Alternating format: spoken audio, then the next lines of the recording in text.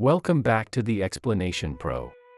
Today I'll recap a hauntingly true film of soldiers who resemble zombies and continue to fight for their fortress that happened in World War I between Germany and Russia called Attack of the Dead, Auschwitz. Spoilers incoming. In the morning of August 1915, the Germans' forces launched a full frontal offensive on Auschwitz fortress, described as the most impenetrable defensive structure of the Russian Federation. Hiding in the trenches of the fortress is a fleet of Russian soldiers from the 13th Company. Their 18-month-long defense is led by Lieutenant Vladimir Karpovich Kotlinsky, who has been very nervous about this particular day because they are outnumbered. As the Germans move closer to their front line, the lieutenant orders the men to fire their guns. Both sides attack each other furiously with every available melee weapon, including bludgeons and combat knives, leaving many casualties and serious injuries. One soldier named Osakov manages to save a bloodied Kotlinsky from a German soldier pinning him down with a knife. In the middle of the bloodshed, a Russian soldier informs the lieutenant of a bombing raid, which the Germans planned as their last result, and so everyone retreats to the trenches, only to be caught in the blast radius. The lieutenant barely makes it to safety with a handful of survivors. Ultimately, this was another failed attempt by the Germans to overtake the Russians. Soon after, the Germans deploy the 11th Landwehr Division for the new general attack. Swiss Red Cross envoy Herr Hauser, a proven ally to the Germans, provides supplies for the troops, including medicine and gas masks to protect them from the chlorine attacks.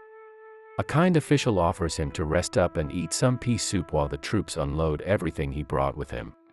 They have been anxious to suit up on the battlefield with gas masks because the chlorine they use in their weapons is very toxic. Some soldiers goof around with them since they look silly when worn. While the envoy enjoys his lunch, he sees one of the soldiers inspecting the cargo open a box filled with poisonous gas canisters and choke to death. Though it is a harrowing sight to see a man dying from negligence, this particular moment gives the division the idea to use gas-filled balloons to effectively counter the Russian artillery fire. Having no idea he was carrying them in his truck, Hauser immediately expresses his concerns about this, saying that it would likely kill the enemy forces and the German soldiers. However, the major insists on the plan as it is the best way to quell the Russian threat. He also suggests that the envoy gather up any wounded he will find on the battlefield to exercise his humanitarian efforts. While the rest of the injured are carried off at nightfall, hundreds of dead bodies are buried in the marshlands. With a lamp in hand, Hauser joins the German scout search party to look for survivors when he finds Russian soldier Osakov still breathing but leaves him out of compassion. Terrified, the soldier then hides out until the scouts go. The following morning at Auschwitz, the Russians take advantage of the ceasefire to recover. As Lieutenant Kotlinsky washes off his wounds, he gets informed of Osakov's return from one of the soldiers. Feeling grateful for saving his life in the trenches, he hurriedly visits him in the infirmary. While offering him a drink from his flask, the wounded Osakov recounts how he managed to survive, having been buried under the dead bodies of soldiers and discovered by Hauser and crawling back to the surface. It was pretty miraculous that someone, let alone a stranger, took pity on him and let him live. He also tells him that he saw one of the soldiers wearing a terrifying mask, which the lieutenant knows is a sign the Germans will retaliate with a chemical attack. He immediately calls all his men for an emergency meeting to prepare for the upcoming invasion of the fortress but warns them that they could all die from getting poisoned. Some men dismiss the threat, while others express concern about dying early. Without any suitable protection, the soldiers use 2 layers of wet rags to wrap them on their faces.